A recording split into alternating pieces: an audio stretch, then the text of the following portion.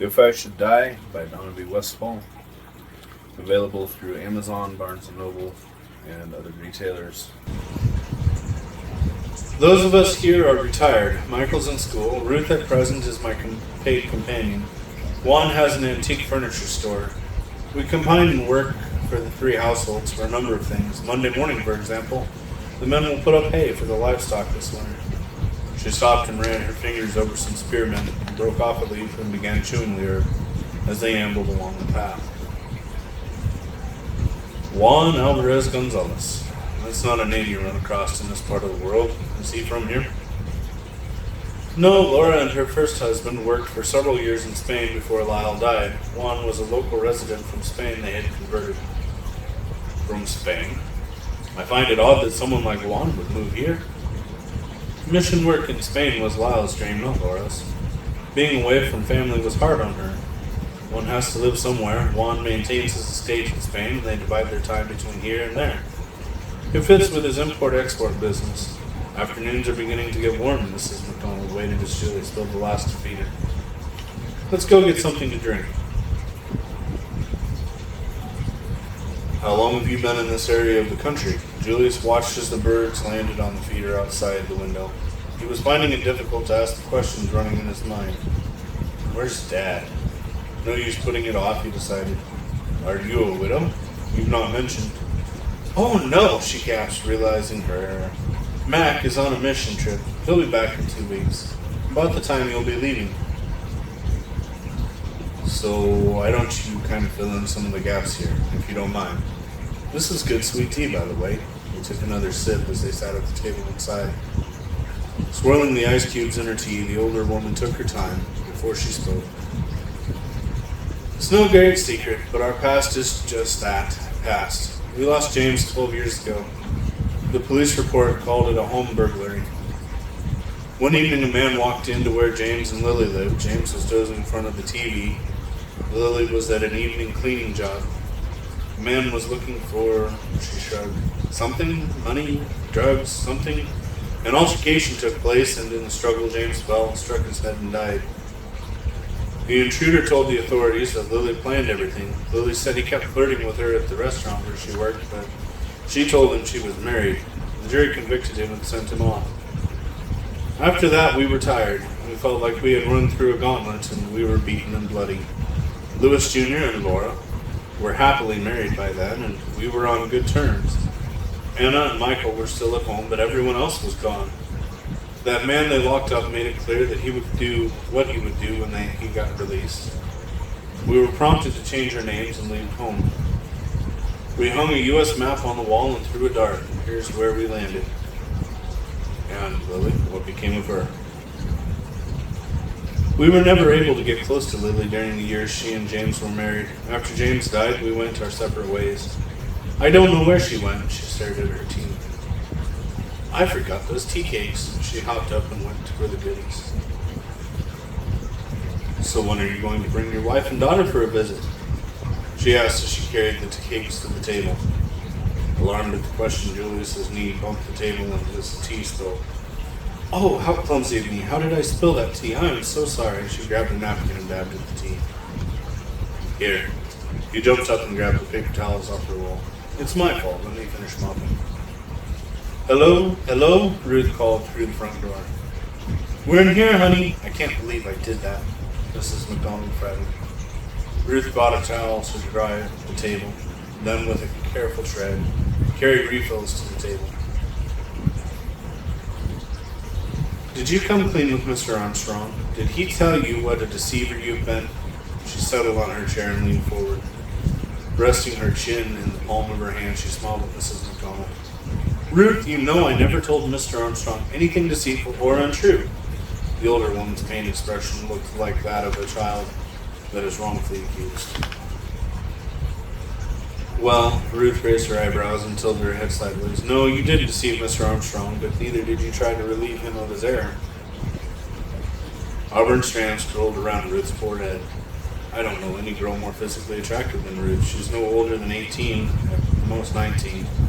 How can she be content as a companion to Mrs. McDonald? I'm hoping that if Mr. Armstrong has forgiven me, I am repentant for his mistake. Julius smirked. All's well that ends well. I did make the mistake, he said, and then frowned. But I never get directions wrong, not even complicated ones. The frown lines deepened as he shrugged. I guess there's a first time for everything. You've never had directions from Becky Anderson before, Ruth snickered. She can confuse almost anyone. Strawberries are finished, the kitchen is cleaned up, and it's time for the chickens to go home. Ruth took her last bite of tea cake. True, it's time to be going. Ruth and I are going back to Laura's. We will see you there in a bit. Mrs. McDonald carried the dishes to the sink. His face wore a perplexed frown. There's still quite a bit of afternoon left. Do you suppose anyone would mind if I took some photos? Julius handed Ruth a tea cake to put in a baggie. Mrs. McDonald hesitated. Ask Lewis. Perhaps Michael will show you around. She rinsed the cups and stacked them in the sink drainer. Done, she said.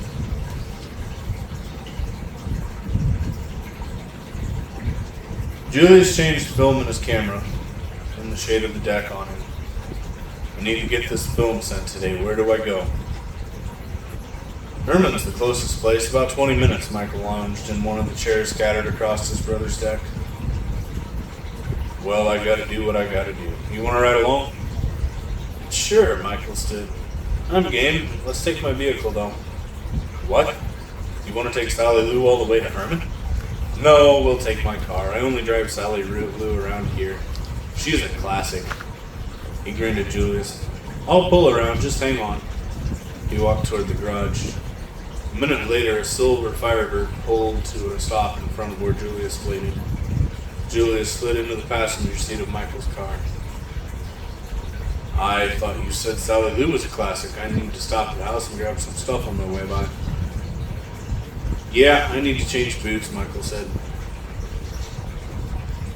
You ladies always find something to do. Julius walked into the kitchen as Ruth busied herself preparing supper. He glanced at the clock. We have just enough time to get the film sent. If Michael hurries, he looked at the clock again. How did you convince Michael to get out a silver bullet? Ruth asked.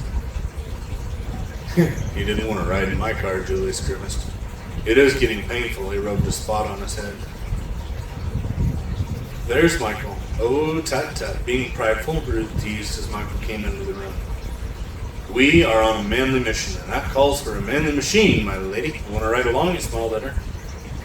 No, but remember the speed limit and seatbelts. Our conscience is working overtime. Her face sobered. Yes, ma'am. Come on, old man. Michael sighed as he walked past Julius to the door.